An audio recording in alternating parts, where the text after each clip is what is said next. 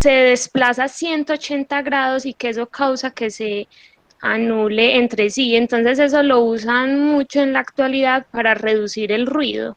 Por ejemplo, en los motores de los aviones o, por ejemplo, en máquinas extractoras o cualquier cosa que provoque mucho ruido, porque lo que hacen es crear como una burbuja en donde las ondas se anulen y pues se crea como un espacio más silencioso. Y pues según lo que leía, el ruido se puede reducir hasta en 10 decibeles. Exactamente, Entonces es sí. un aparatico, pues es un aparatico que uno conecta o crea la burbuja y pues se reduce el ruido. O ya lo otro sería un radar, pues un radar funciona con superposición de ondas y así se ubican como los objetos.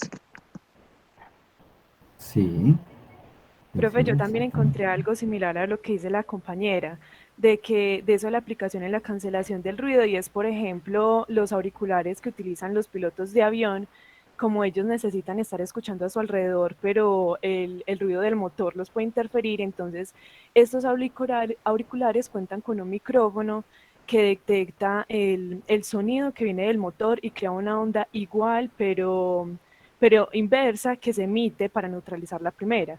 Y así también funcionan, un ejemplo, los auriculares comerciales que sí, que evitan el ruido. Y entre otras aplicaciones también está el estetoscopio y en la holografía digital. Y en la interferometría, que es una familia de técnicas que consiste en combinar la luz proveniente de diferentes receptores como telescopios o antenas y Sí, para tener una imagen de mayor resolución. Y eso también es una aplicación del principio de superposición. perfecto, muy bien. Profe, Bien. yo tenía una duda, un ejemplo con lo que acabo de decir la compañera del sonar. No Sí, estoy claro que segura, sí, la escucho. sí, es que pues quedé con la duda cuando estaba consultando, porque aparecía como que era una aplicación de la interferencia de onda, pero también aparecía como aplicación de reflexión de onda. Entonces, ¿en qué caso sería como cada cual o si es correcto afirmar que es ambas? Profe, y yo también tengo otra duda. Pues Sí, con lo que yo leí, porque pues, o sea, que se desplacen 180 grados, ¿qué? Pues no me quedó muy claro esa parte y tampoco era como que la explicaran y no pude encontrar qué pasaba con eso de los 180 grados. Pues porque si se desplazan eso, se anulan. exactamente, cuando hay oposición de fase. Según lo que Entonces, yo vi, es de Ah, eso ya. que dice la compañera, es porque como tienen la misma amplitud y la misma frecuencia, simplemente tendrían sus picos como el valor máximo, pues mientras uno tiene el valor máximo positivo, el otro tiene el El valor otro máximo tiene el negativo. menor. Sí, entonces al sumarlos sí, daría cero y eso es lo que se Ah, ya. llama interferencia destructiva. correcto, correcto. Profe, yo tengo una pregunta también, y es con el experimento LIGO, el que midió hace poquito y al que le dieron el premio Nobel por medir como tal las ondas gravitacionales. Ellos usan también interferometría para las ondas, pero también pareciera que utilizan reflexión de ondas. Entonces, mi pregunta ¿es interferencia o reflexión en ese caso, en el experimento LIGO? El fenómeno de interferencia es el resultado del análisis de un punto donde llegan dos ondas, al menos dos. Y las dos ondas pueden provenir desde sitios diferentes. Pero la idea es que ellos tengan la misma frecuencia.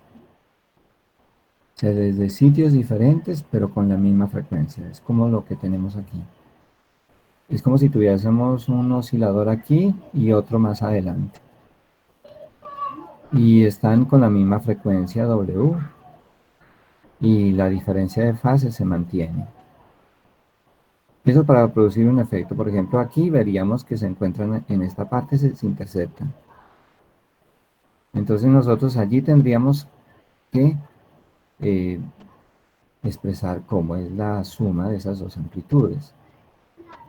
Entonces, como hay una diferencia de fase que es diferente de cero, si fuese cero habría superposición perfecta entre la onda roja y la azul.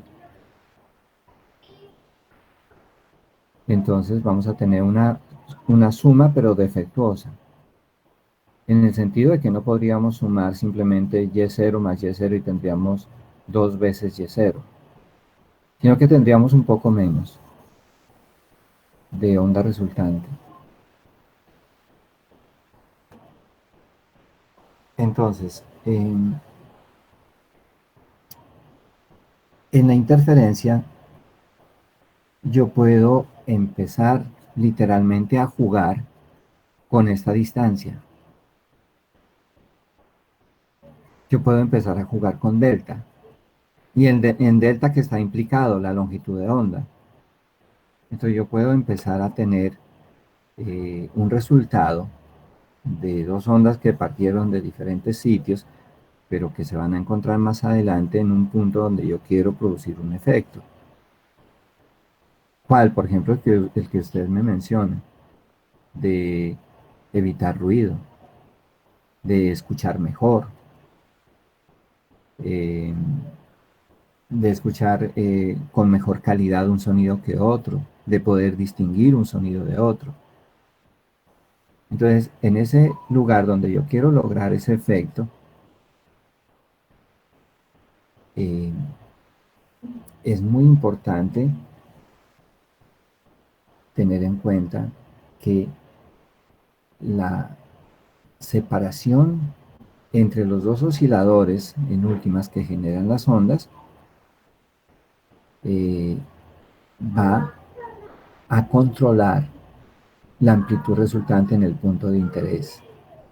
Entonces, si yo quiero generar mayor energía, escuchar mucho mejor, tengo que reducir delta a 0. Pero si no quiero escuchar en otros lugares, tengo que desplazar. Por ejemplo, aquí es la misma figura, pero cuando yo superpongo, fíjese que las dos ondas coinciden.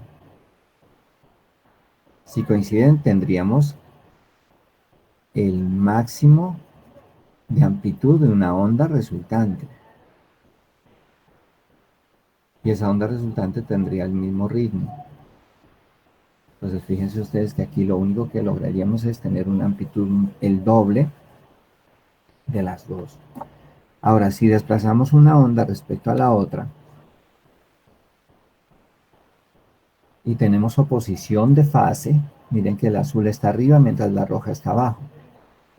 Entonces el resultado es el peor, se anula completamente el movimiento ondulatorio. Entonces aquí la flechita nos indica que tendríamos una onda resultante nula.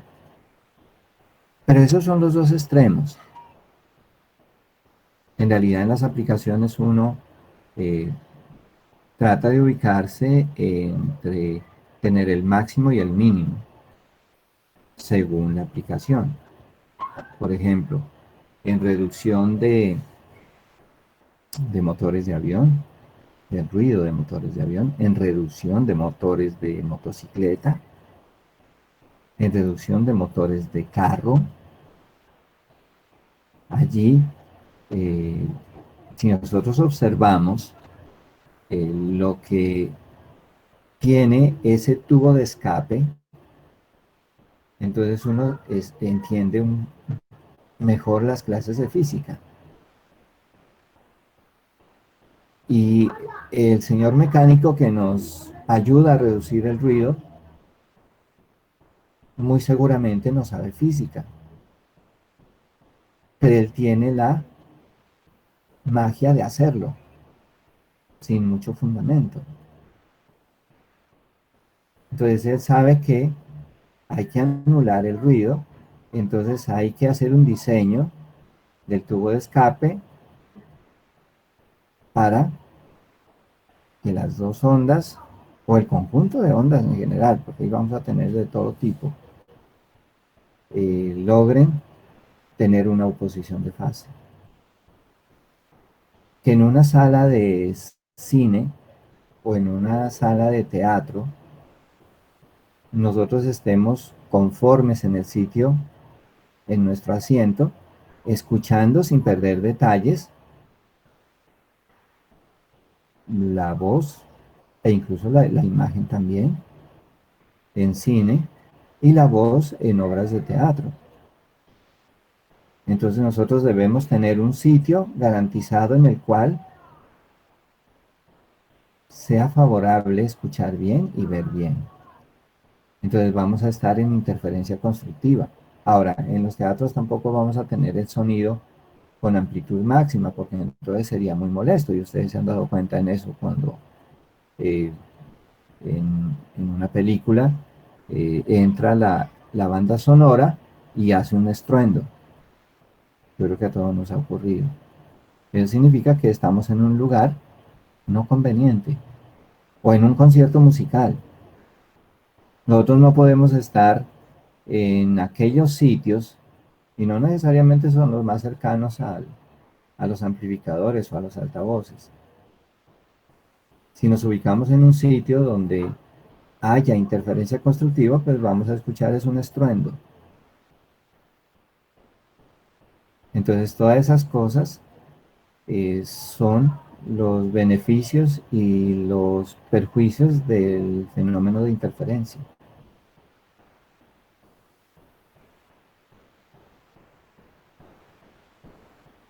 He respondido a sus preguntas.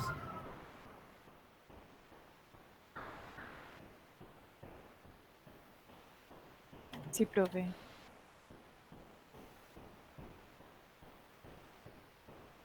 Entonces, aquí hay una cuestión que es clave y que yo voy a mostrarles luego de hacer esta operación. Vamos a hacer esta operación pues de una manera muy sencilla. Esta de aquí, o sea, qué resultado tenemos. Y para eso vamos a aplicar, luego revisamos los dos temas de que la onda azul pertenece a un oscilador con frecuencia F1 y que la onda de color rojo pertenece a un oscilador de frecuencia F2. Y luego les explico esta figura que he puesto acá. Y comentamos sobre los efectos de la interferencia o el beneficio por ejemplo, cuando trabajamos con señales de celular, por ejemplo. Eh, Cuando nosotros decimos no hay cobertura, es porque estamos en sitios de interferencia destructiva. Y otros lugares donde decimos hay muy buena señal, es que estamos en sitios donde la interferencia es constructiva. Entonces, destructiva es cuando se anula completamente el movimiento ondulatorio y constructiva es cuando se fortalece, cuando la amplitud es el doble. Entonces, vamos a analizar esto. Eh, vamos a usaremos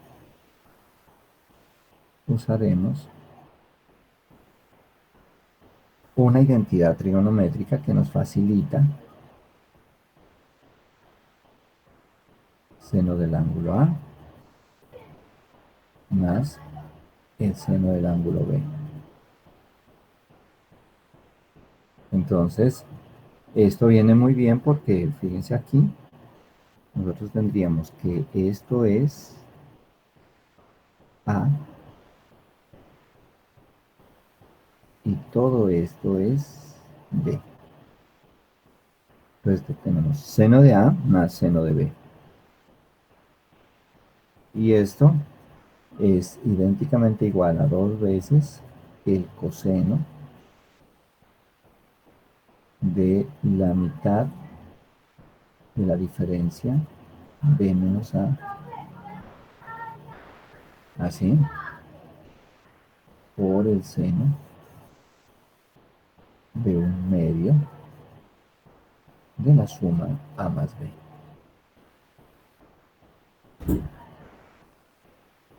Entonces, con cuidado vamos a encontrar ese resultado de tal manera que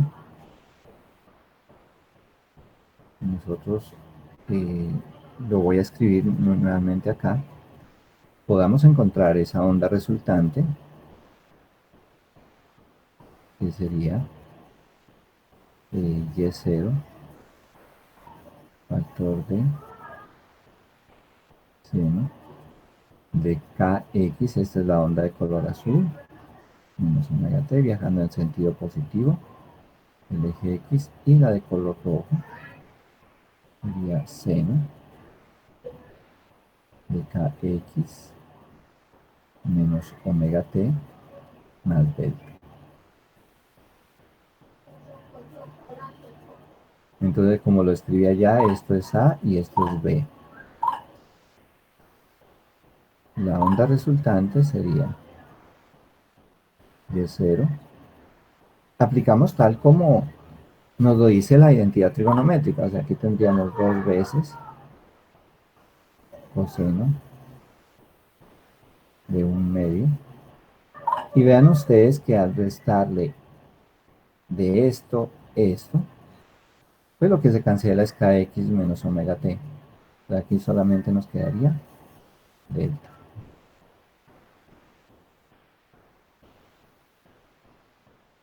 Y luego viene seno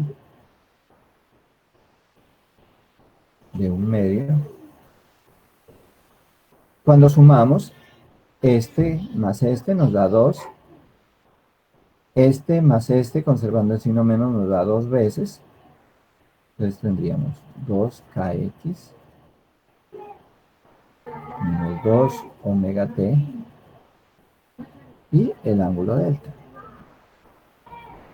Exactamente, ahí hemos entonces aplicado la identidad trigonométrica para sumar.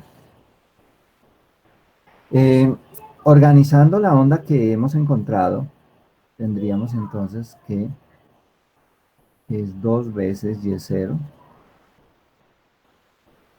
Y aquí tendríamos coseno de 1 sobre 2 delta. Y acá tendríamos, bueno, este es el ángulo del coseno. Y acá tendríamos, el 2 se elimina con el 2 en el primer término. Lo mismo acá. Y aquí tendríamos delta sobre 2. Pues esa sería la onda resultante. Y lo que nosotros vemos como argumento de la función coseno, que simplemente es un ángulo, entonces nosotros decimos, bueno, es que esto es un número que va a ser entre 0 y 1, pero que va a multiplicar a 2 y 0. O sea que este coseno de delta medios es el defecto en la suma de las amplitudes. Es el defecto o el beneficio. Vamos a ver esos dos casos. Y la onda sigue con el mismo ritmo de las otras, de las componentes, kx menos omega t, pero ahora en lugar de tener como una de ellas, como la onda roja, un ángulo de fase, una constante de fase delta, pues esta tiene delta sobre 2. A toda esta cantidad, que la separamos, porque esto ya es la onda como tal, la separamos de esa onda armónica, de esa formulación de onda armónica. Entonces nosotros vamos a tener aquí una amplitud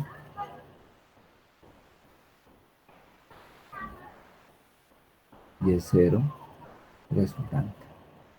O sea, es el resultado de la amplitud, o en otras palabras, la amplitud de la onda resultante.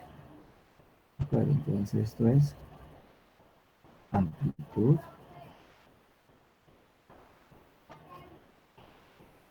de la onda resultante.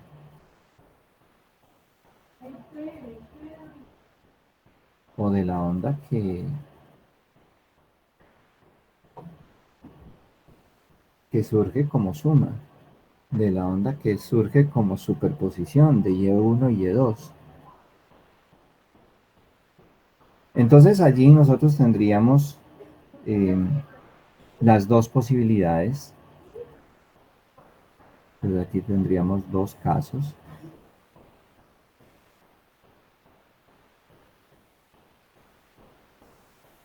el primero, cuando y0l sea igual a 2y0. O sea, sería lo más efectivo que tengamos. Que las dos amplitudes simplemente se suman. Pero entonces, como quien nos va a dar esa pauta es el coseno de delta medios, entonces nosotros podemos decir que esto se cumple para valores de delta. Por ejemplo, el más elemental, valor de delta, que hace que el argumento sea 0 y que el coseno de 0 es 1, y tendríamos este valor sin problemas. Pues es el valor 0. Pero hay varios valores porque ustedes saben que la función coseno es cíclica. Entonces el siguiente valor de delta, para el cual el coseno es 0,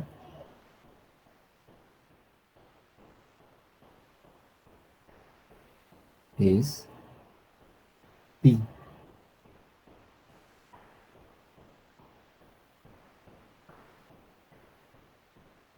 Pi. Al reemplazarlo aquí nos quedaría coseno de pi medios y nos da 0. Luego tendríamos el valor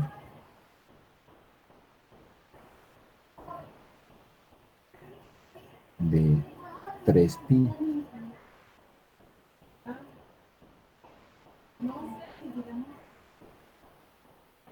Entonces, al reemplazarlo nos quedaría 3pi medios y coseno de 3pi medios es 0. El 0 ya está, dimos una vuelta y uno podría seguir contando aquí. Y el siguiente sería el 5pi. El siguiente sería 7pi. Bueno, etcétera. ¿Sí? Entonces, para toda esa serie de valores que serían, incluido el 0, los múltiplos impares de pi nos darían una amplitud máxima.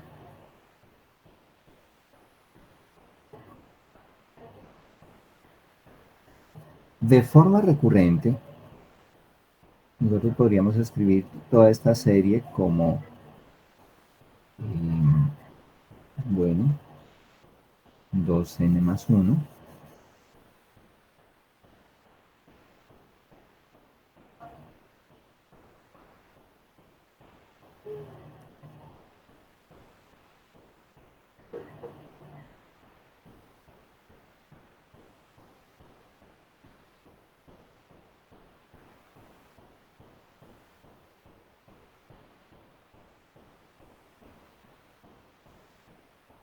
tendríamos nosotros allí para todos aquellos valores de delta, podríamos escribir una serie que nos represente eso. ¿Cuál sería esa serie?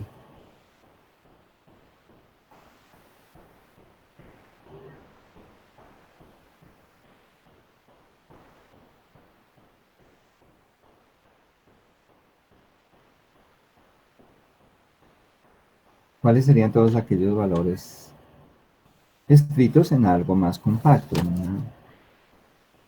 en una serie?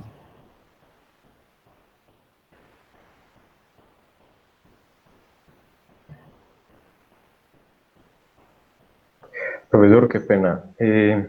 Lo que estamos buscando es que el coseno de delta medios sea 1. Sí. Pero si yo evalúo delta en pi, me da coseno de pi medio, que es 0.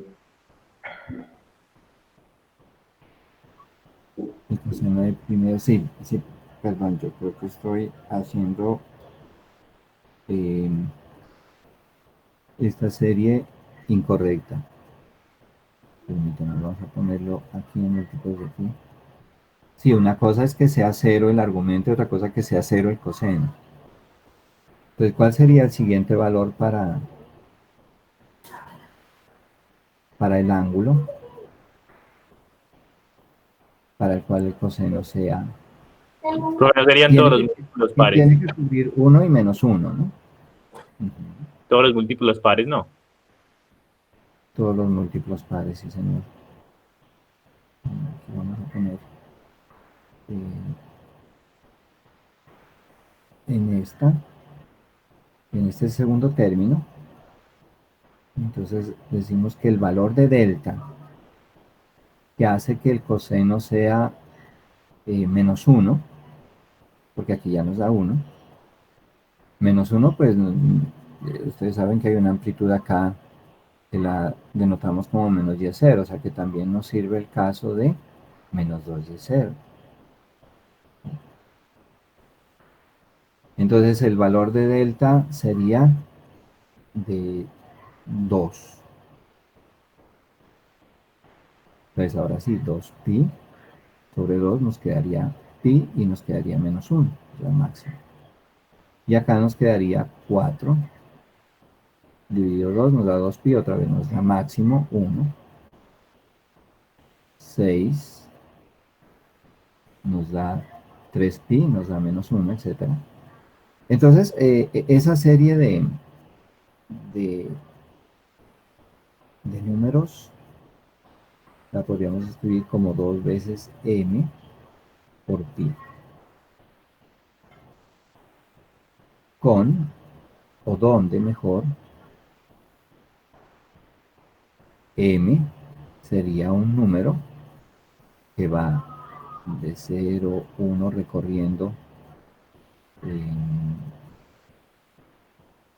toda esta serie, etc. Entonces cuando vale 0, pues el delta es 0. Cuando vale 1, tendríamos 2pi. Cuando vale 2, tendríamos 4pi. Cuando vale 3, tendríamos 6pi, etc. Entonces a ese resultado, y que yo aquí debo ser claro, o sea, sería más menos, ¿cierto? Más menos 2 veces y0. Entonces tendríamos la máxima suma efectiva, y esto sería la interferencia constructiva.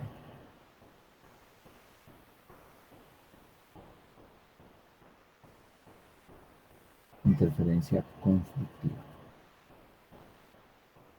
Y el segundo caso es cuando la amplitud resultante nos dé 0.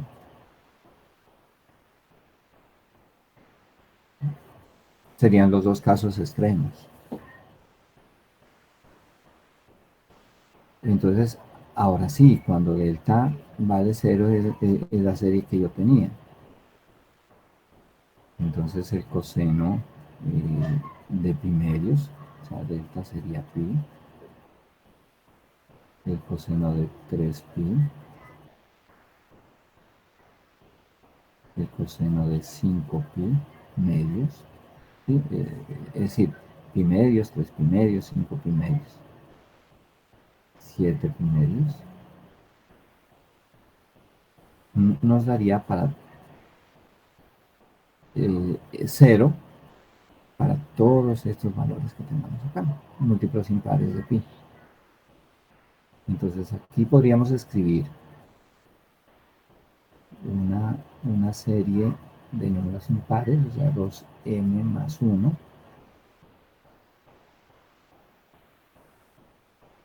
pi, sin empezar en 0. Y entonces, cuando m vale 0, pues vale pi. Cuando m vale 1, vale 3pi, etc. Entonces aquí podemos decir que m es igual a 0, 1, 2, 3, 4, etc. Y cuando ocurre esto, se anula el movimiento ondulatorio, entonces tendríamos interferencia destructiva. Interferencia destructiva. Veamos los resultados de esa interferencia destructiva. Entonces aquí tendríamos nosotros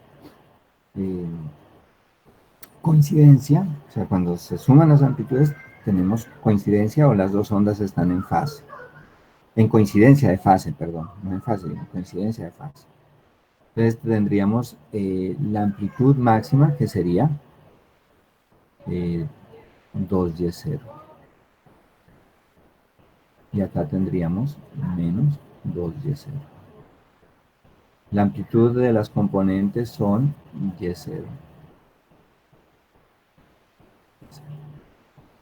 Entonces este sería el caso de la interferencia constructiva, que lo vamos a abreviar así, IC. Que se da para los valores del ángulo delta 2mπ, con M0, 1, 2, 3, etc. Y la interferencia destructiva sería esta línea que representa la anulación del movimiento ondulatorio. Entonces aquí prácticamente es 0. Tendríamos la amplitud de las ondas componentes. Tenemos una oposición de fase completa. Y la resultante entonces nos da anulación del movimiento ondulatorio. Y esto lo llamamos interferencia destructiva.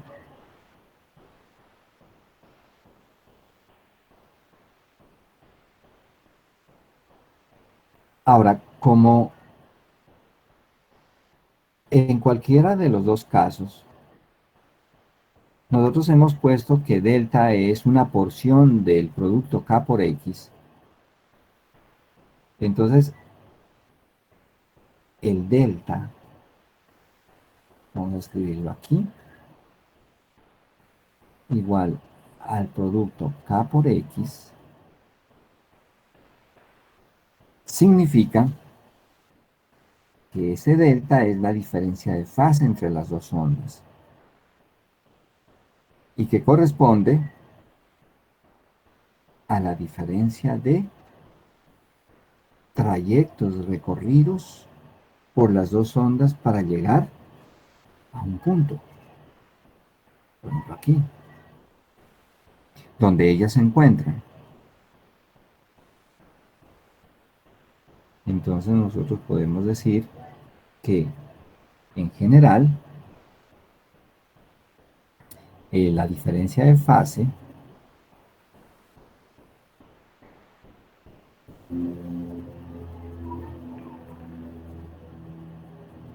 si pasamos a dividir el K a este lado, entonces nosotros podemos decir tranquilamente que eso es un delta X. Entonces, esto que sugiere que cuando yo cambie la diferencia de recorridos, el delta X, es el recorrido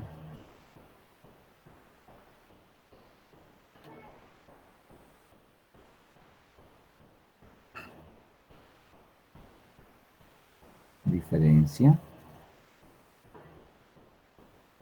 de caminos de la onda Y1 y Y2. Diferencia de caminos. De tal forma que si nosotros nos guiamos por el hecho de cambiar esa diferencia de caminos o de producir una diferencia de caminos, pues es sinónimo de cambiar el ángulo delta. Entonces nosotros aquí tendríamos que delta dividido K, que es 2pi sobre la longitud de onda.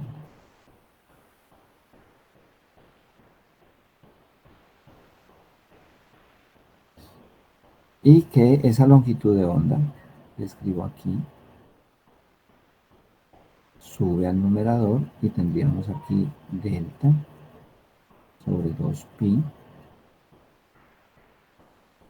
y esto multiplicado por la longitud de onda. Entonces, en últimas, tendríamos que la diferencia de caminos entre las dos ondas sería delta sobre 2pi por lambda. Y esto lo encerramos en un cuadrito aquí que nos va a ser de mucha utilidad en adelante. Delta x igual a delta sobre 2pi sobre lambda. Entonces, como este es el caso de interferencia constructiva y nosotros encontramos una serie de valores de delta para esa interferencia constructiva, y esa serie está dada aquí por 2mpi, esos son los valores de delta para los cuales tenemos amplitud máxima. Entonces, nosotros tendríamos aquí la serie de valores 2mpi para delta dividido 2pi y esto multiplicado por la longitud de onda. Es decir, se cancela el 2 y el pi, tendríamos m veces lambda para todos aquellos valores de m desde 0, 1, 2, etc. Y aquí tendríamos entonces el primer caso de interferencia constructiva. ¿De acuerdo? Entonces, el delta x debe ser un múltiplo entero de longitudes de onda para que tengamos interferencia constructiva. Y el segundo caso que tenemos acá es el delta x, ahora con la serie que nosotros ya encontramos acá, que sería 2m más 1pi, que son los valores de delta,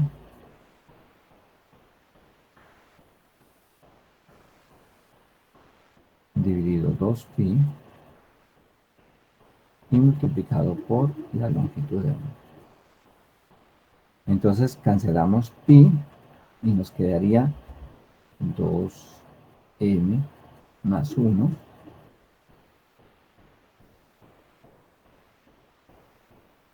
lambda sobre 2.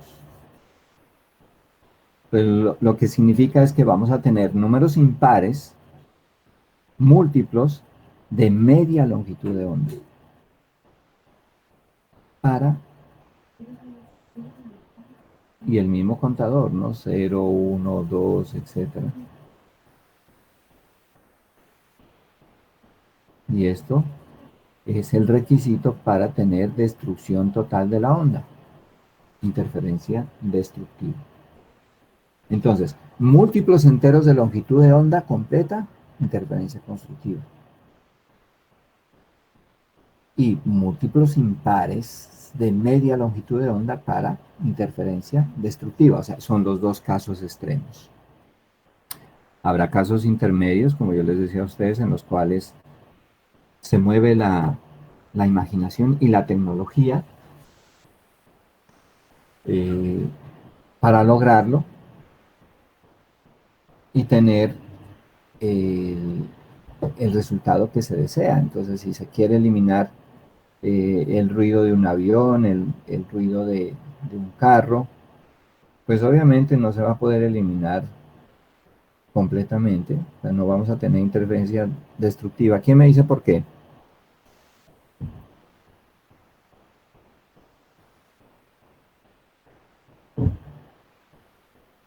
¿Quién me da una justificación de por qué no podemos eliminar por completo el ruido de una motocicleta?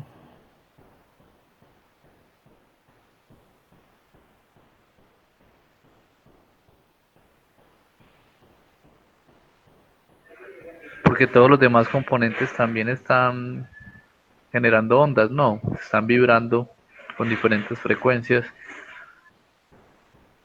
Entonces van a haber armónicos que no se pueden silenciar.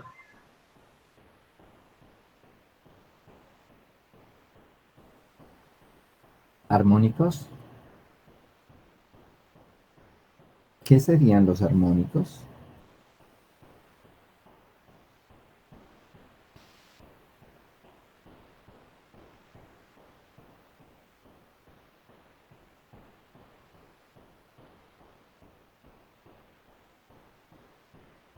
Que es muy importante lo que usted nos menciona, pero Es debemos... que, es que no sé cómo decirlo, pero sería como la primera frecuencia a la que resuena una onda. Entonces, nosotros en eléctrica, por ejemplo, siempre hablamos de que una onda o una señal tiene varios armónicos, tiene como varios picos, y me imagino que cada uno de esos armónicos cada una de esas frecuencias a las que resuena puede generar un ruido distinto y debe ser imposible, pues no creo que sea muy fácil silenciarlos todos. No sé si me hago entender así. Exactamente, o sea, pero me llama la curiosidad el tema de armónico.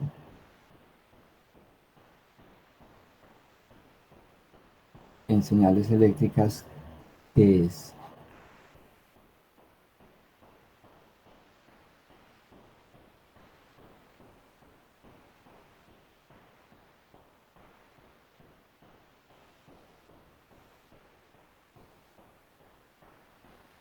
Fíjense aquí,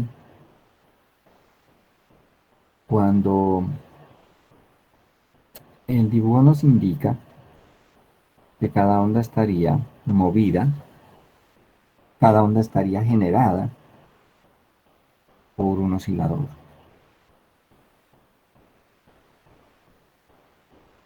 Y esos osciladores deben caracterizarse por la frecuencia F1 y la frecuencia F2. ¿Cuándo puedo llegar a tener F1 igual a F2?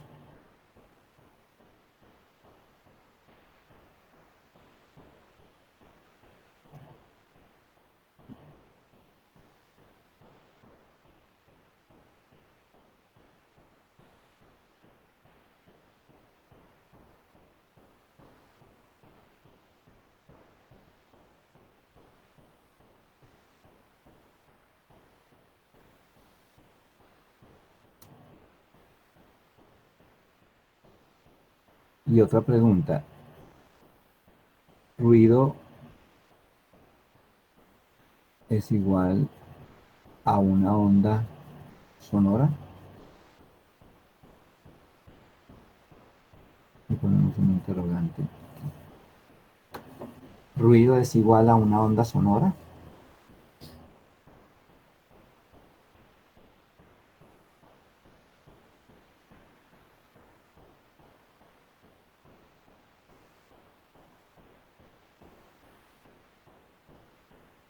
Bueno, vamos a aprovechar este video. Profe, Sí, pues es que, bueno, como decía el compañero, en eléctrica se habla de armónicos, y pues armónicos como tales, o sea, lo que explican en matemáticas especiales, y eso, que son múltiplos escalares de una onda fundamental, de una frecuencia fundamental. Y son los que múltiples luego se escalones. estudian en una serie de Fourier. Y ruido como tal, ruido es la combinación de varias ondas, pero que no son armónicas, o sea, que no son múltiplos enteros de una misma onda fundamental. Entonces se escucha desagradable, es un ruido. Ah, bueno, yo ya con lo que dice el compañero me dio una idea para explicar lo de la moto, lo que yo me refiero con los armónicos. Cuando la moto está vibrando en su totalidad, genera un armónico principal o una onda, una frecuencia, la frecuencia principal con la que va a generar el sonido, ¿cierto? Y nosotros solamente anularíamos ese sonido principal. Pero si yo tomo porciones de la moto, o sea, como un escalar, si yo tomo solo una pequeña porción de la moto, esa parte, esa pequeña porción también está haciendo también está vibrando a una frecuencia distinta a la frecuencia principal. Entonces esas otras frecuencias son las que nosotros estaríamos escuchando a pesar de que no, o es lo que nosotros, la razón por la que nosotros no podríamos anular todo el sonido. Bueno, ustedes mencionan dos cosas que son muy interesantes de discutirlas, de conversar. Y una es el tema de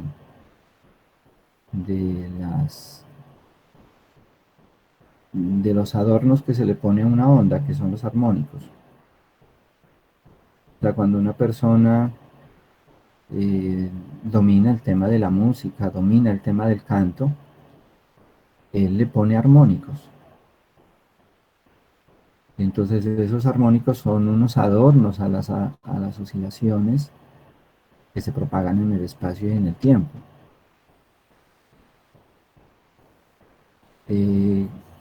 Cuando nosotros hablamos de ruido,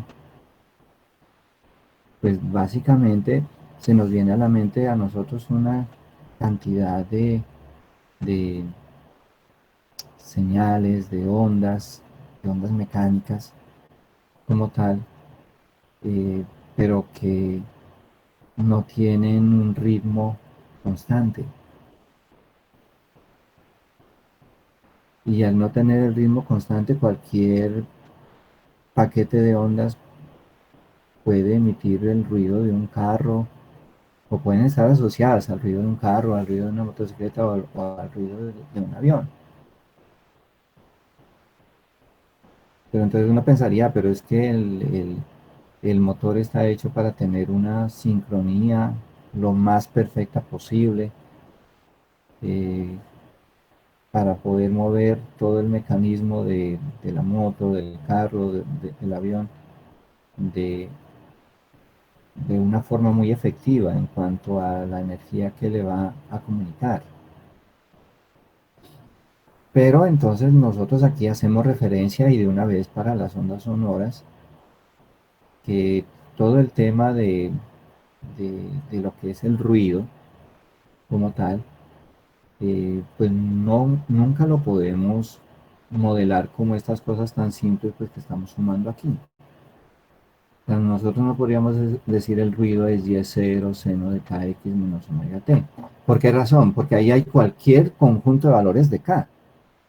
Y en ese ruido hay cualquier conjunto de valores de W. Entonces tenemos un paquete que suena horrible porque no hay ritmo. Para nuestros oídos eso es estrepitoso.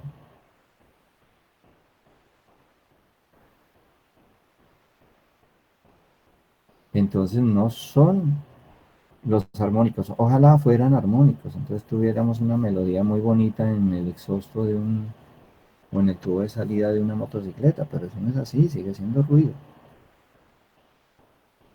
Entonces ahí tenemos es una interacción de todo el mecanismo que oscila y principalmente los que hacen explosión, que son los pistones, que son esos cilindros donde se comprime el aire con el vapor de gasolina.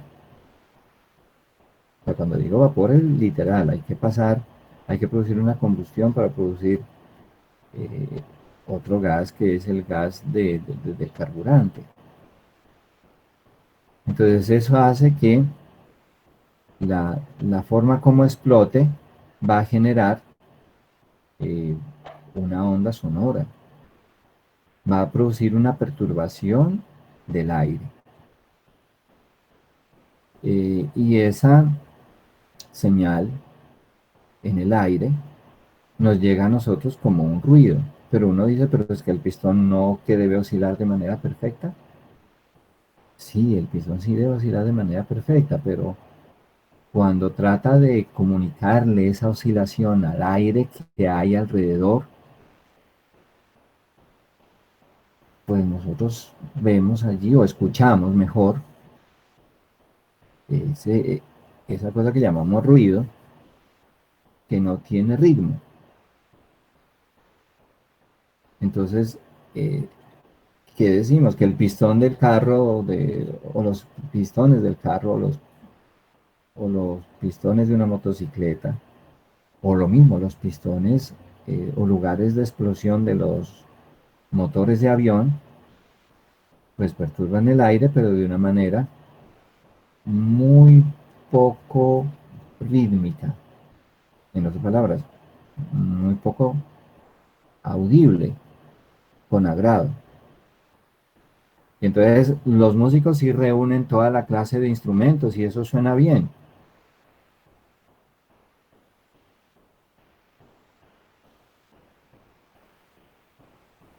Vamos a ver el siguiente video para que ustedes puedan sacar sus propias conclusiones. Voy a compartirlo acá. Y que le pongamos mucha atención para poder responder a los interrogantes y podamos explicar por qué esto de acá, por qué estas cosas de interveniencia constructiva y por qué las ondas estacionarias. Entonces, veamos primero esto, este video que está aquí,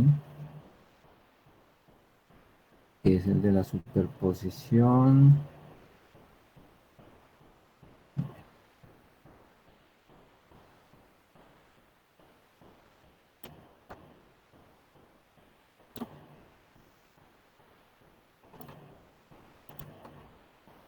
Voy a copiar esto.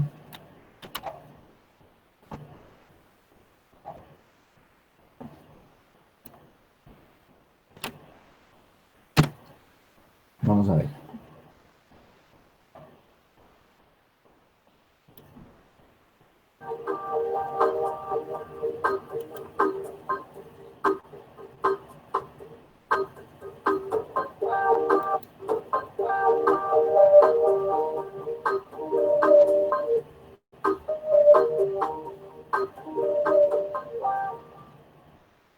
Bueno, aquí empieza.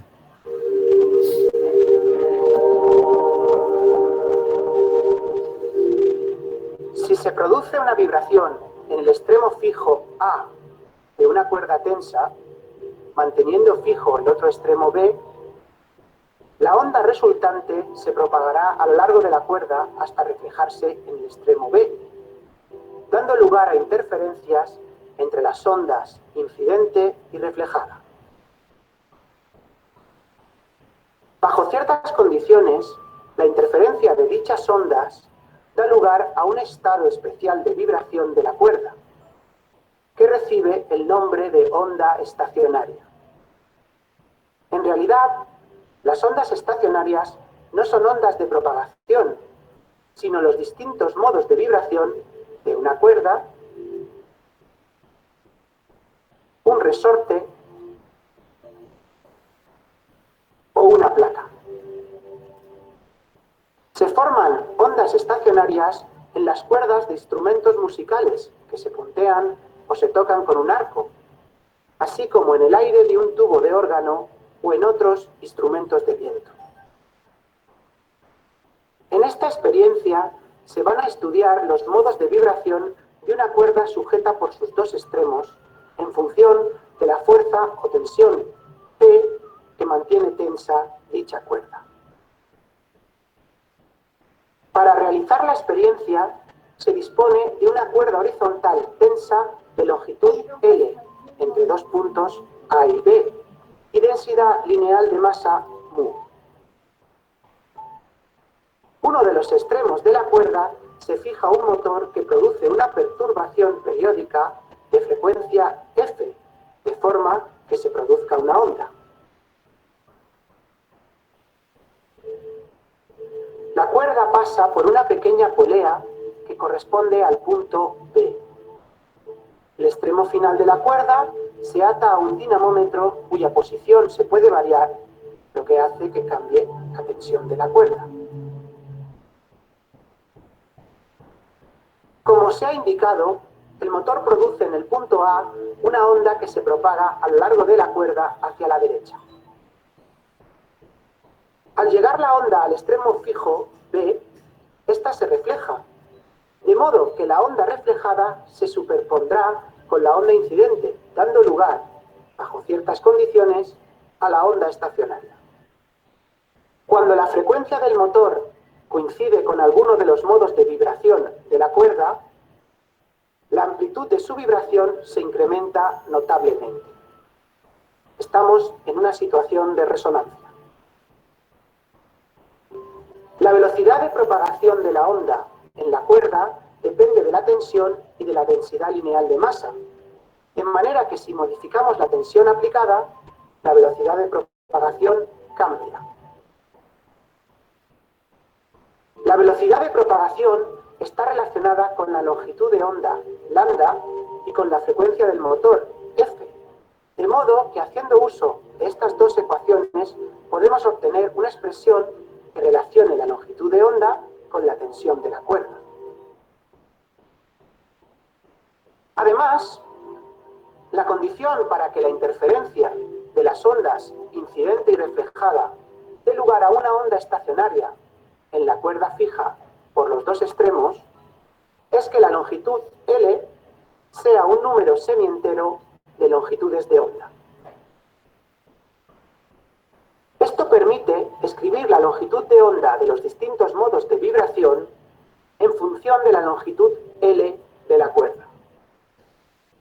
Como puede verse, para un valor de L constante, la longitud de onda es función de n. Teniendo en cuenta la expresión que relaciona la longitud de onda con la tensión, se deduce que solo aquellos valores de la tensión que satisfacen esta ecuación darán lugar a ondas estacionarias. Es importante señalar que para las condiciones consideradas en esta experiencia, solo es variable la tensión de la cuerda, por lo que se verificará que dicha tensión T es inversamente proporcional al cuadrado del entero n.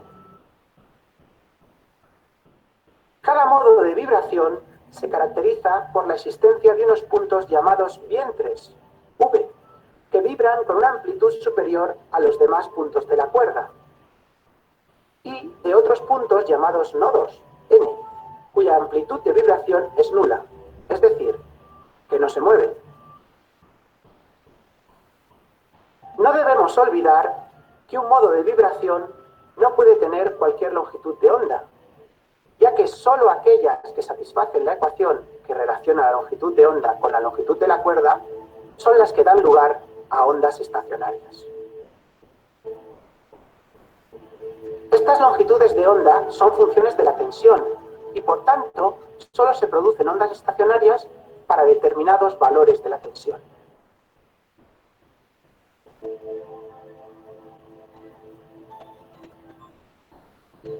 Veamos de nuevo cómo, modificando la tensión de la cuerda, se van obteniendo distintas ondas estacionarias en la misma. El caso n igual a 1 se conoce como modo fundamental, mientras que el resto de modos se denominan armónicos.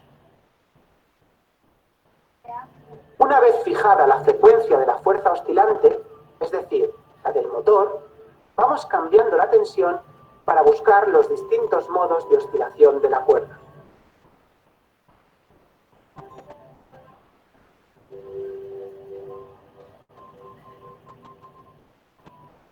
Puede comprobarse cómo la distancia entre dos nodos consecutivos es igual a media longitud de onda.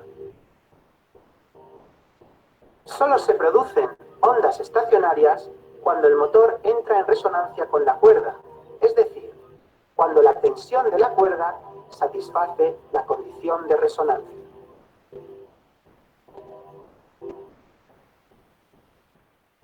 En resumen, en esta experiencia hemos visto cómo es posible obtener ondas estacionarias en una cuerda tensa.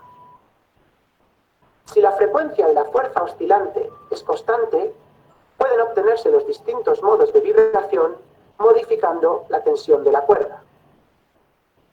Sin embargo, solo se obtienen ondas estacionarias para determinados valores de la tensión, aquellos que satisfacen la condición de onda estacionaria.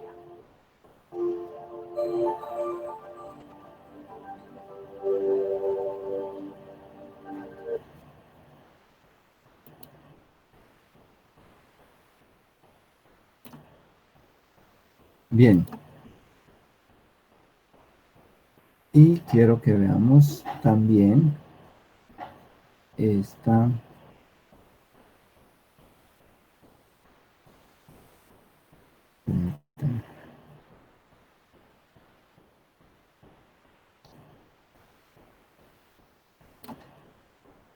este video.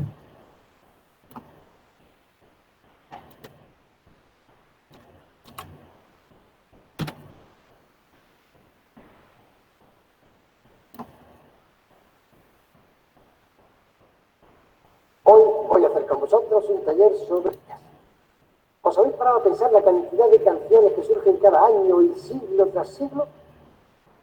¿O habéis parado a pensar por qué es diferente la voz de cada persona? Pues la física ha tenido que investigar de dónde sale esa enorme diversidad de sonidos. Vamos a empezar por el principio. ¿Qué es el sonido? El sonido es una vibración que se propaga.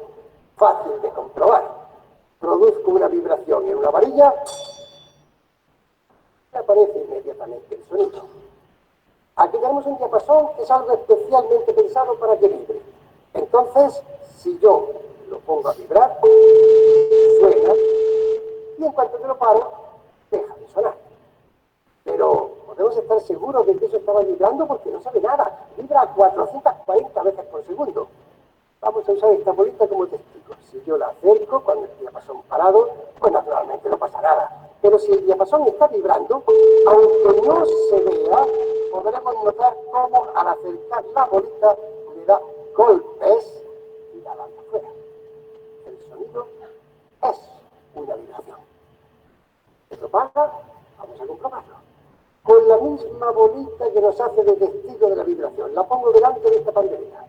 Y utilizo otra pandereta. Doy golpes sobre esta con el aire en medio.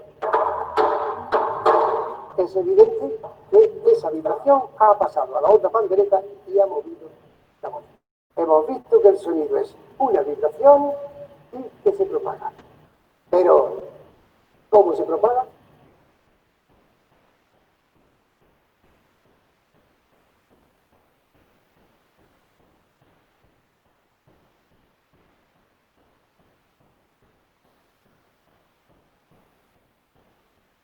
Casi todo el mundo piensa que la resonancia es lo que se oye al dar una palmada en una habitación. Pero eso es la reverberación. La resonancia es en realidad algo mucho más atractivo. Tenemos este diapasón, lo ponemos en vibración, se oye muy poco, y al aplicarlo sobre la caja, ahora aumenta enormemente la intensidad del sonido.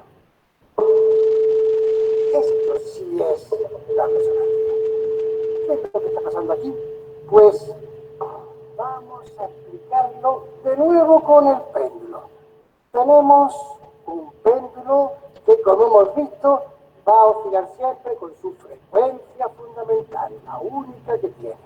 Si yo intento que se mueva dándole con muchísima fuerza con el abanico, no consigo gran cosa. Pero en cambio, si le doy acompasando el movimiento del abanico al propio del péndulo, con mucha menos energía consigo transmitirle una oscilación muy amplia. Decimos entonces que el péndulo y el abanico están en resonancia, están moviéndose con la misma frecuencia. Eso es la resonancia. Puedo conseguir una cosa, recordemos los armónicos. Si en vez de darle un golpe de abanico cada vez que el péndulo oscila, yo lo hago una vez cada 2, o cada 3, o cada 4, el efecto será menor, pero eco también resonancia con los múltiplos de la frecuencia. Bien, pues vamos a ver claramente que podemos hacer que esta caja entre en resonancia con esta otra. Estos dos diapasones dan la misma nota, 440 ciclos por segundo. Golpeo este. Es el otro el que estaba vibrando. Se ha transmitido por resonancia las vibraciones a esta otra caja. Pero hace falta que la frecuencia sea exactamente la misma.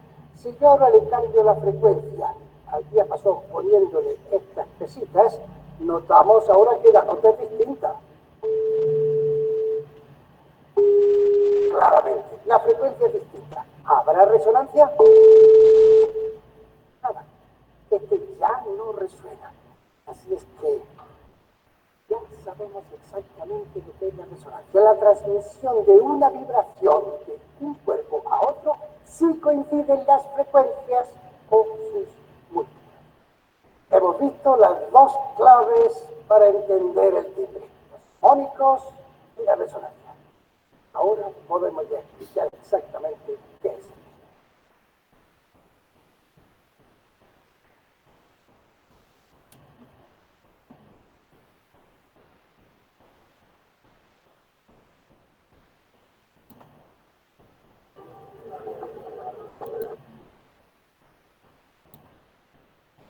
Bueno, entonces creo que observando esas demostraciones que se hacen alrededor pues, de las ondas sonoras, podemos sacar dos conclusiones. Una es cómo pueden acoplarse, cómo pueden superponerse las ondas cuando tenemos dos osciladores distintos. En ese caso nos muestran dos diapasones con frecuencias distintas. Cuando los dos diapasones son idénticos, o sea, sin ponerle esas pesas pequeñitas a uno de ellos, pues encontramos una coincidencia de frecuencias y tendríamos resonancia. Pero ¿qué tan fácil es hacer dos diapasones completamente idénticos? O sea, que nos garantice el fabricante que uno tiene 440 Hz y el otro tiene exactamente los 440 Hz. Mecánicamente es muy difícil. Y en la naturaleza en general, así sea artificial o de manera natural, encontrar la coincidencia de frecuencias es bastante difícil. Eso significa que en nuestra gráfica, cuando ponemos estos osciladores que en últimas son motores, como se muestra en la demostración, como se indica en la demostración, perdón, entonces tendríamos que esforzarnos por la coincidencia de frecuencias. Número uno, o sea, esa sería la meta aquí, para que haya una coincidencia de frecuencias.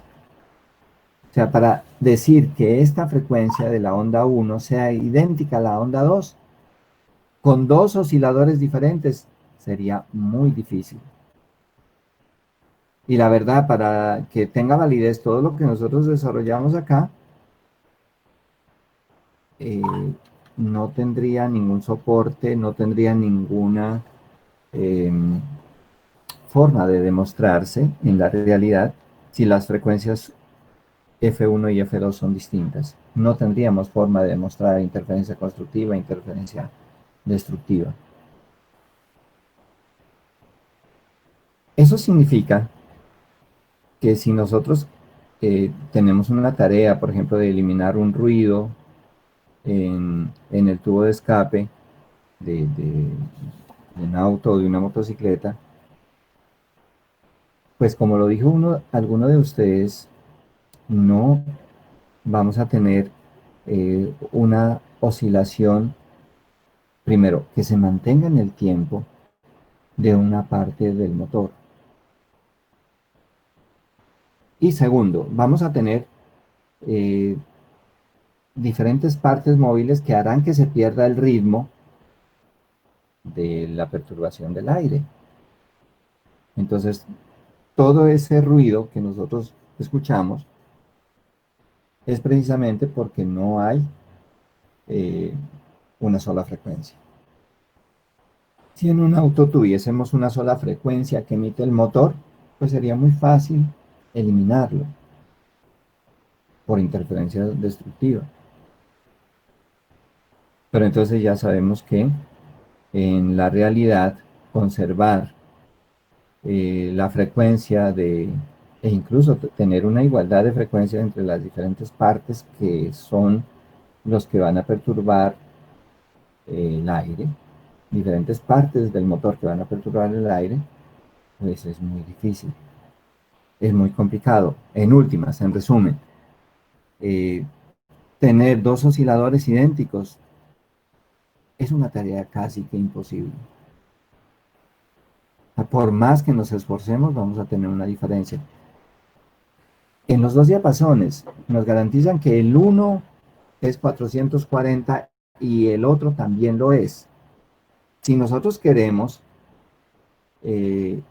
como lo muestra la sugerencia de poder analizar de una manera más realista y poder comparar las frecuencias, no solo a oído podemos decir que los dos diapasones suenan igual. Pero empezando por la caja de resonancia, que es la que amplifica el sonido del diapasón, nos vamos a encontrar diferencias. Y esas diferencias pueden ser muy pequeñas, pero rigurosamente son diferencias. Entonces lo único que nosotros podríamos decir, esforzándonos mucho, es que F1 es muy parecida a F2. Entonces, desde que no pongamos el signo igual aquí, ya vamos a tener problemas con esta suma.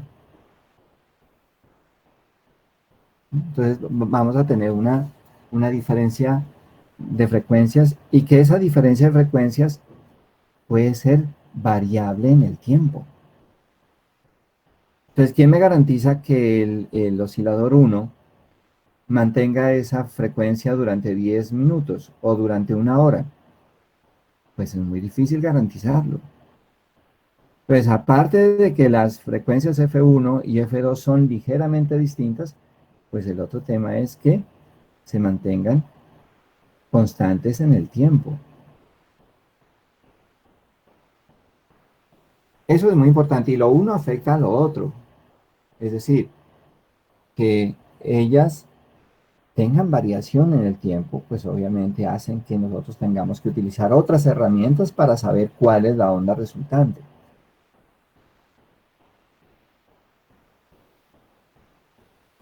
De todas maneras,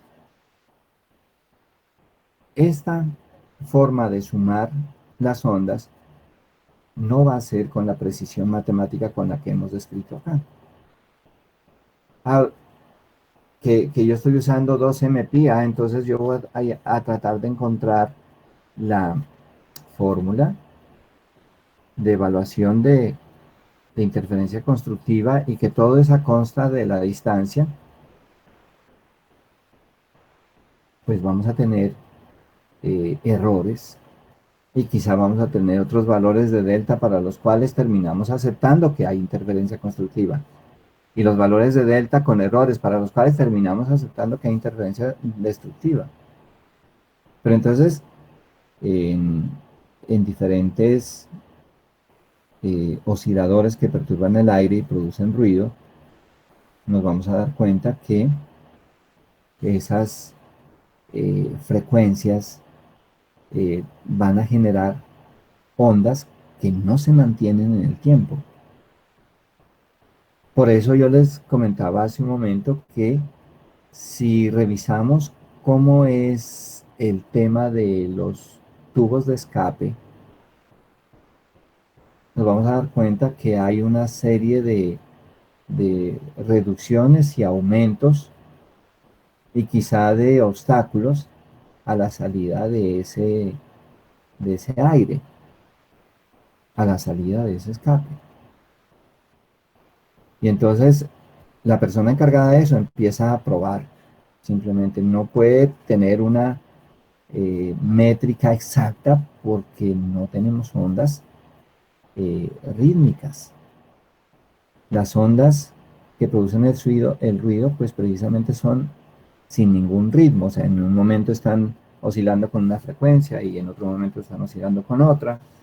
Encuentran obstáculos, las dos se comportan de manera distinta, o las 3, o las 4, o las 5 ondas se comportan de manera distinta.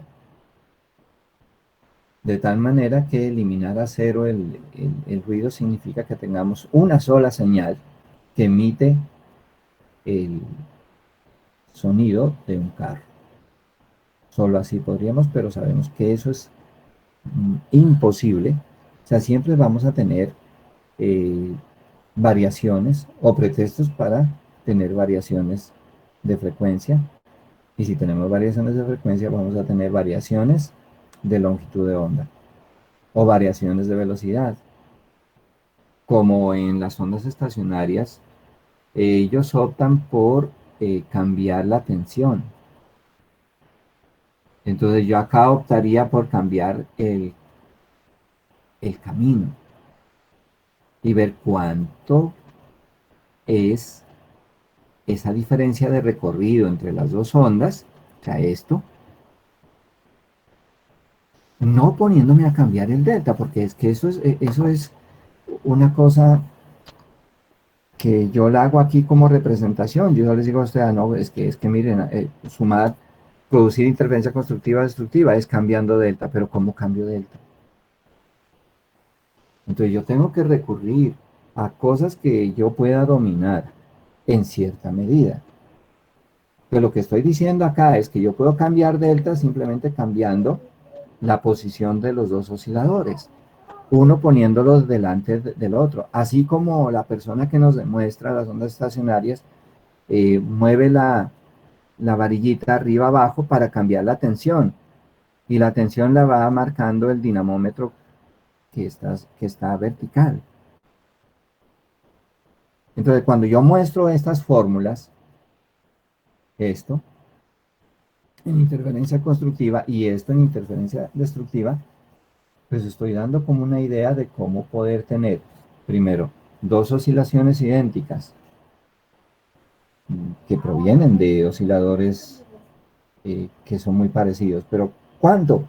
Pues F1 aproximadamente F2. ¿Cuánto?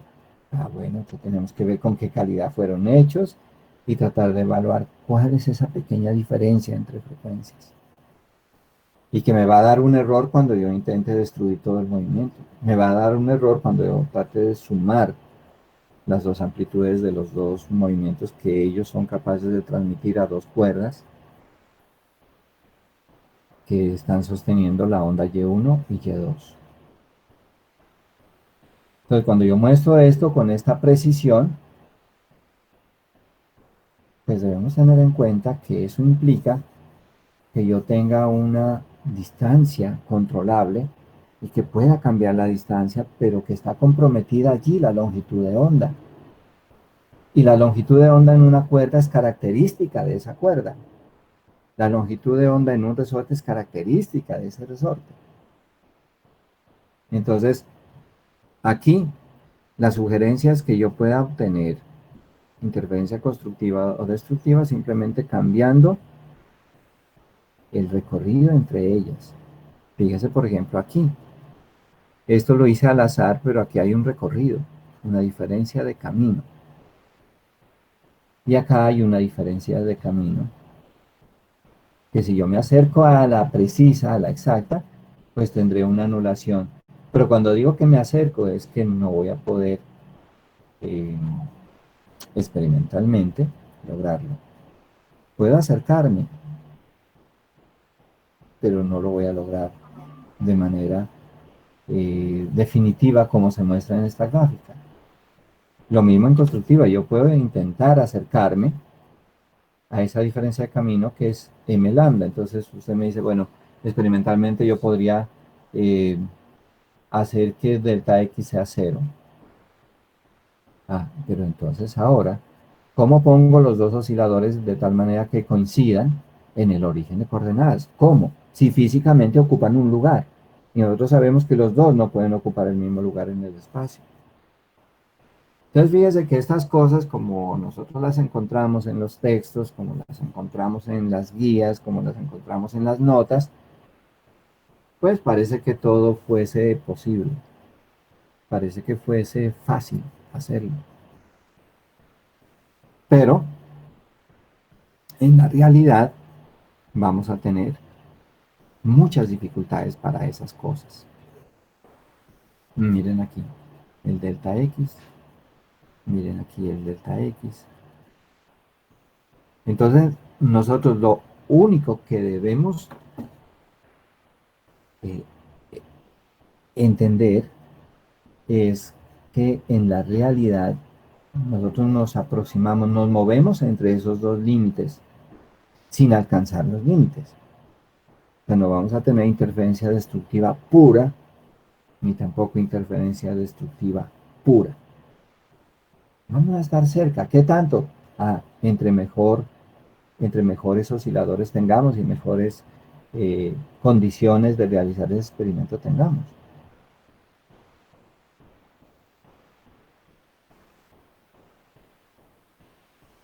Pero podemos movernos entre esos dos extremos. ¿Sí? O sea, lo que significa que yo tengo un extremo que es la interferencia destructiva, un extremo inferior donde se anula el movimiento, y tengo un extremo superior donde tengo el mejor de los resultados al superponer ondas. ¿Sí? Pero repito, estos dos extremos no se incluyen en el intervalo en que yo quiero trabajar, porque es muy difícil lograrlo. Entonces, si nosotros queremos reducir el ruido de un avión, podemos estar acercándonos y hablar de un porcentaje de cuánto lo hemos reducido. Si yo quiero escuchar mejor, puedo estar acercándome a la interferencia constructiva. Entonces, si voy hacia la derecha, voy a tener una mejor interferencia constructiva. Si voy a la izquierda, voy a tener una mejor interferencia destructiva. Pero eso es un poco una ilusión. O sea, que yo les diga a ustedes que alguien logra esto exactamente, se necesitan muchas garantías en un laboratorio para hacerlo. Ahora, si hablamos del laboratorio y lo llevamos a la realidad, pues nos vamos a encontrar con miles de obstáculos, con muchas cosas que nos prohíben hablar de interferencia constructiva plena o de interferencia destructiva plena. Entonces, el problema se reduce a los dos osciladores, que no son idénticos. Cualquier cosa nos va a producir un cambio. Los dos diapasones, 440 Hz, no son idénticos. Algo, el fabricante de la caja, algún error cometió. El que dobló esa varilla en U, algún error cometió. Los pesos son ligeramente distintos, las longitudes de la caja, la profundidad, el ancho, son ligeramente distintos. Entonces, estamos hablando de esto. La solución para la interferencia constructiva y destructiva es no utilizar los dos osciladores que de hecho son distintos. Yo no puedo decir, dos osciladores idénticos. No es cierto. Si ustedes me hacen un test de lo que yo tengo en el laboratorio como dos osciladores distintos, van a encontrar diferencias. Entonces, ¿cuál es la solución? Usar un único oscilador y que él tenga atado las dos cuerdas, la roja y la azul, y que genere ondas en ellas. Entonces vamos a tener una onda aquí, bueno, y que se propaga a lo largo del color rojo, y vamos a tener otra onda acá que se propaga a lo largo de la cuerda azul. ¿Qué garantizamos allí? ¿Qué garantía hay de prender las dos cuerdas al mismo oscilador?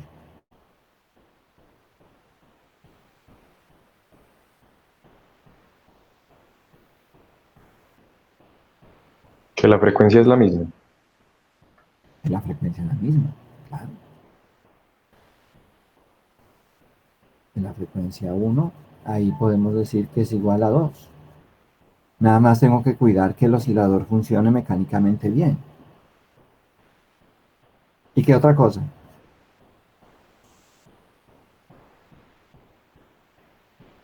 O sea, la frecuencia, pues imagínense que tener frecuencia igual, pues ya se desencadena todo el tema de F1 igual a F2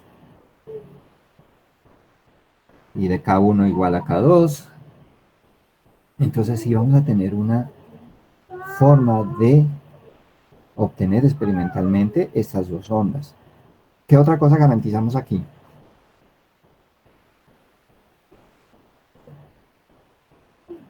Aparte de la frecuencia.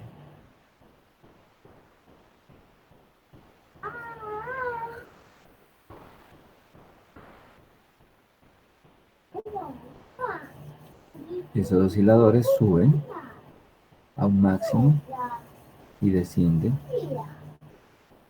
pasando por el equilibrio hasta alcanzar un máximo también. Entonces, vamos a tener la misma amplitud. Y01 igual a Y02 igual a Y0. Ya no hay necesidad de cambiarlas por 1 y 2. Las dos ondas tienen la misma amplitud. Que esa es otra cosa que está en juego en la interferencia. Y entonces ahora, ¿cómo juego con los valores de delta? Si cambiar delta es complicado. En cosas pues, que aplicamos, quizá en electrónica es más fácil cambiar delta.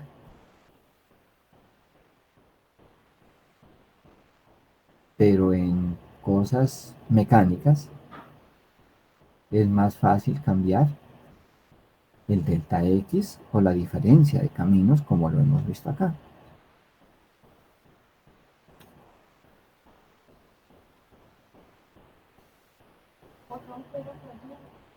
Entonces, fíjense que aquí lo he hecho a propósito. La onda 1, que es la azul, está conectada en diferentes partes al pistón que oscila de arriba abajo. Pues la 1 está más abajo y la 2 está más arriba. Eso hace que en el punto donde se encuentran las dos ondas, en el punto de encuentro, porque eso es la superposición, ellas deben coincidir en el espacio y en el tiempo, pues yo voy a garantizar que hay una diferencia de recorrido de tal forma que en el punto P puedo tener interferencia constructiva o interferencia destructiva.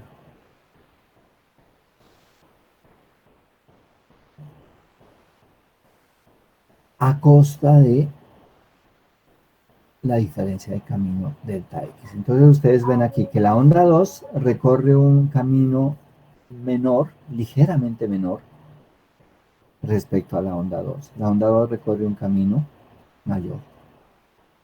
A eso me refiero con la diferencia de caminos, que en últimas es esto mismo de acá.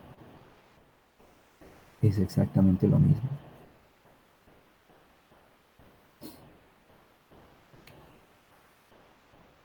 Entonces, en el punto P, yo puedo tener el efecto de que las dos se eliminan, porque ya tengo las condiciones.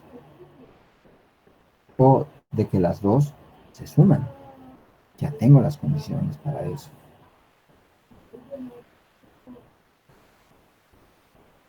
Y que tan solo teniendo cuidado de dónde las voy a atar, la 1 y la 2, la cuerda 1 y la 2, pues yo puedo controlar cuál es el delta X. Y si controlo el delta X, entonces automáticamente esto me lleva a un cambio en delta, porque las dos están relacionadas. Delta X, fíjense aquí la relación, delta sobre K.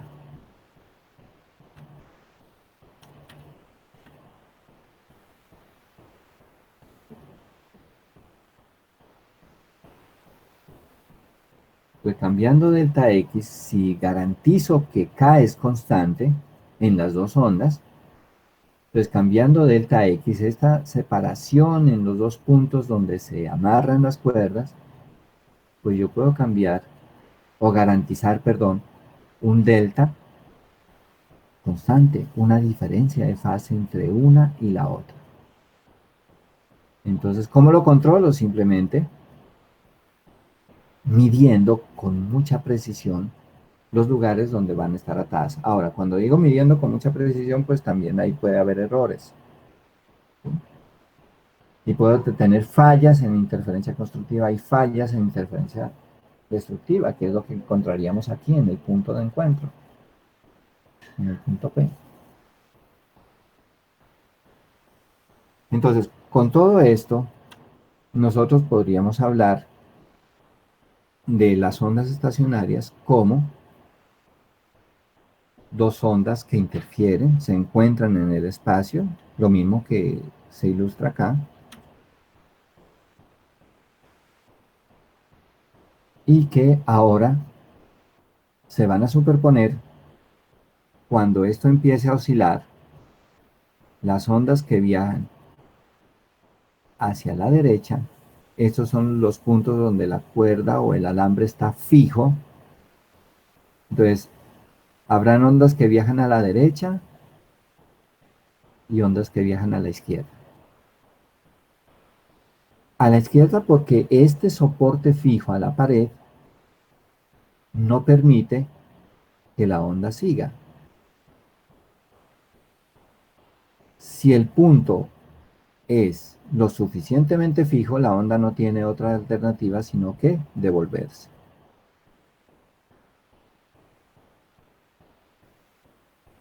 Entonces, ¿cómo surgen las ondas estacionarias? Si nosotros generamos ondas en esta cuerda, vamos a tener ondas confinadas en el espacio. Y esto en el ejemplo más inmediato, pues se genera en las cuerdas de guitarra, en las cuerdas de piano, o en los tubos de instrumentos de viento. Es donde más comúnmente observamos las ondas estacionarias. Entonces, ¿qué ocurre? Para una cuerda o un tubo existen ciertas frecuencias para las que la interferencia da como resultado un esquema vibratorio estacionario, como se ve aquí. Entonces, cuando digo ciertas frecuencias, entonces yo debo ser capaz de cambiar de alguna manera esas frecuencias. Entonces, como se hace en la demostración, se cambia la tensión de la cuerda. Pero si no tenemos, sino esta cuerda fija en los dos extremos y no podemos cambiar la tensión, entonces yo debo cambiar la frecuencia del oscilador. Pero ¿para qué cambio la frecuencia del oscilador? para que haya resonancia.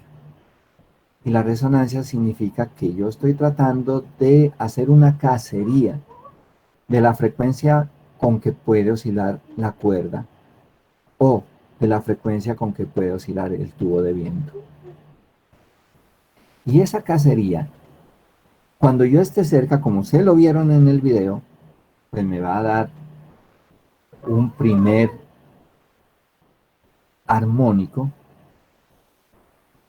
una primera configuración de estado estacionario de vibración. Y este será el estado fundamental de vibración. Este es el fundamental.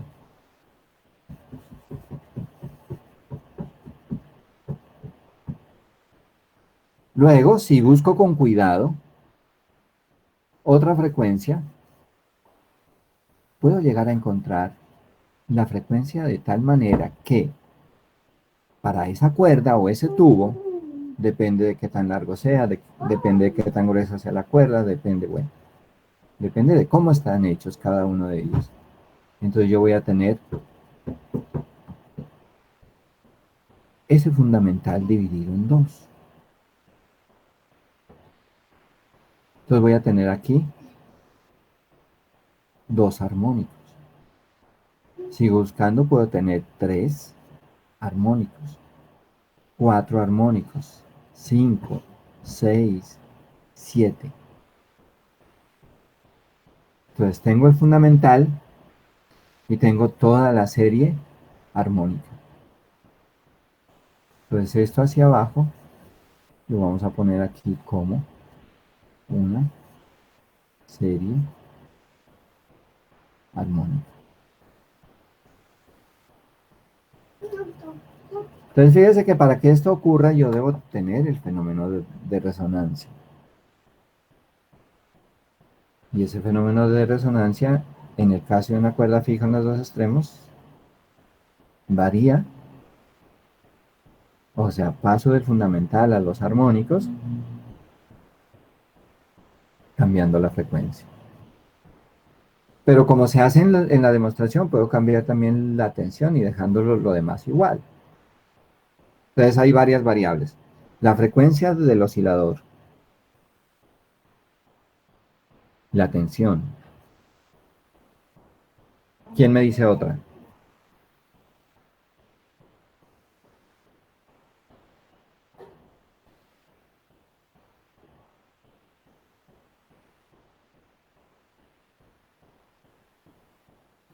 Aquí voy a enumerar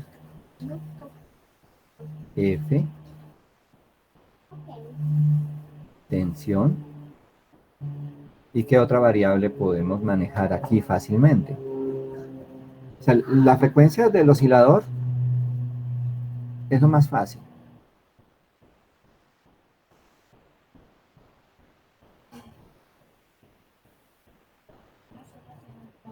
La tensión de la cuerda o el tubo. ¿Y qué otra cosa podemos variar? O sea, dejar las demás fijas y escoger una sola.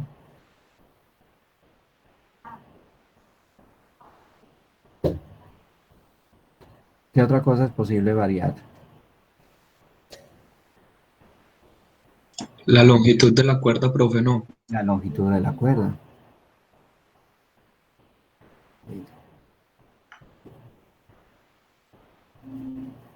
Y la densidad.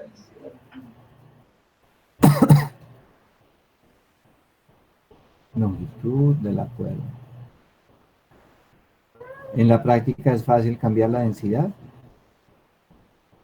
Profe, pero, o sea, cambiar la tensión de la cuerda y la longitud no es lo mismo. Pues, o sea, parecido, es como... No es lo mismo aquí. La Eh, longitud de la cuerda, si cambia sí, la longitud, ajá, ¿qué pasaría? pues si usted, o sea, si se hace la longitud de la cuerda menor, pues la está tensando más. Entonces, como lo mismo, ¿no? Pues en el mismo sistema. Sí, sí. pero es otra forma de no comprometerme con cambiar la tensión, que a veces es más difícil. Se imagina un guitarrista con cada una de las cuerdas poniéndole pesitas al otro extremo que pasa por una polea, se volvería muy engorroso. Entonces el guitarrista, ¿qué es lo que hace? Cambiar la longitud de la cuerda. ¿Cómo? Presionando con los dedos de la mano sobre ella. Entonces cuando yo digo estas tres variables, pues según lo que uno quiera hacer, habrá otras oportunidades en las cuales sea posible cambiar la tensión, como lo hace en la demostración. Pero el guitarrista no tiene que hacer eso. El guitarrista lo que hace es presionar la cuerda y pulsarla. Y con eso va generando toda la serie armónica. Cambiar la frecuencia tampoco es posible en una guitarra o en un piano, porque quien lo hace es la persona que va a poner a funcionar cada uno de los instrumentos musicales. Entonces, en algunas ocasiones será fácil cambiar la frecuencia del oscilador. Bueno, para otras circunstancias experimentales será fácil cambiar la tensión de la cuerda. Pero en instrumentos musicales, ¿qué es lo más viable? En la guitarra, cambiar la longitud de la cuerda. Y en un saxofón,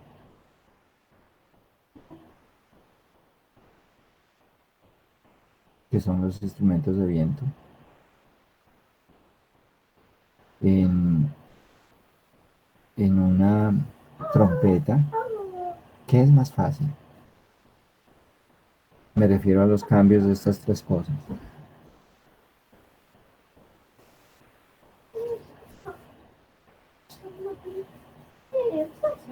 O en los instrumentos grandes que se conocen como tubas, ¿qué es más fácil?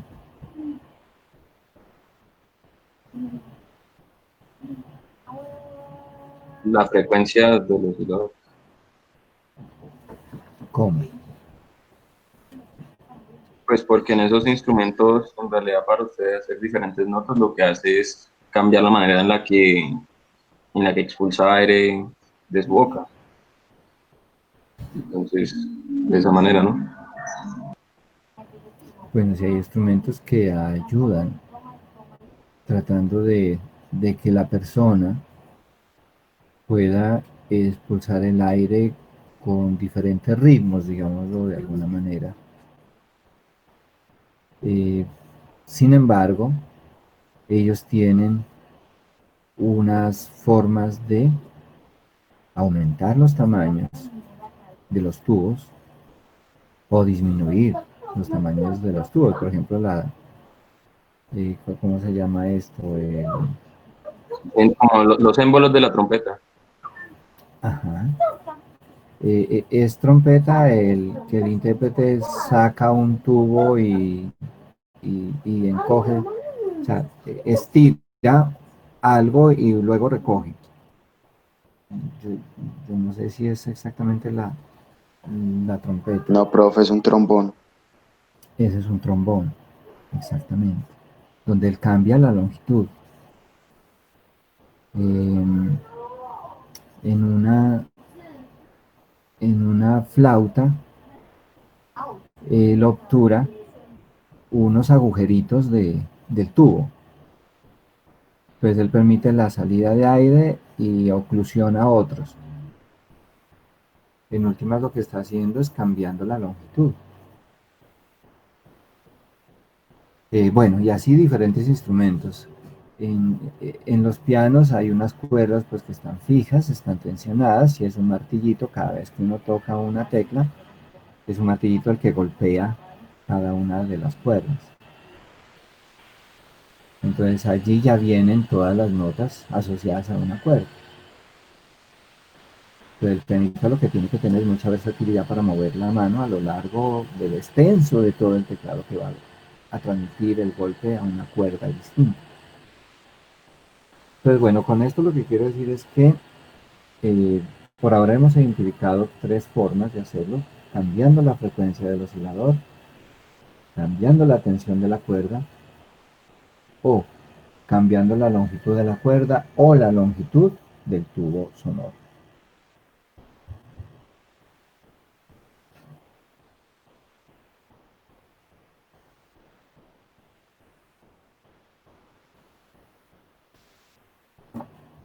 Entonces, en sus casas van a hacer un experimento que es muy sencillo. Ustedes toman un vaso de cristal, le van poniendo agua y van tratando de friccionar suavemente con la mano la parte superior del vaso. Y me cuentan qué ocurre. ¿Listo?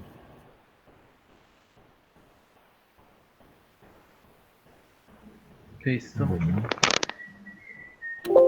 Bueno, nos vemos el próximo viernes. Les enviaré esta presentación. Aquí nos hace falta la sonda estacionaria, pues hacer una deducción de cuánto será esto. Bueno, una cosa sencilla. Bueno, cuídense mucho, nos vemos el próximo viernes. Listo, profe, muchas gracias. Gracias a todos. Gracias, profe. Muy amables. Muchas gracias. Muchas gracias. Muchas gracias. Lo mismo. Gracias. Gracias, profe.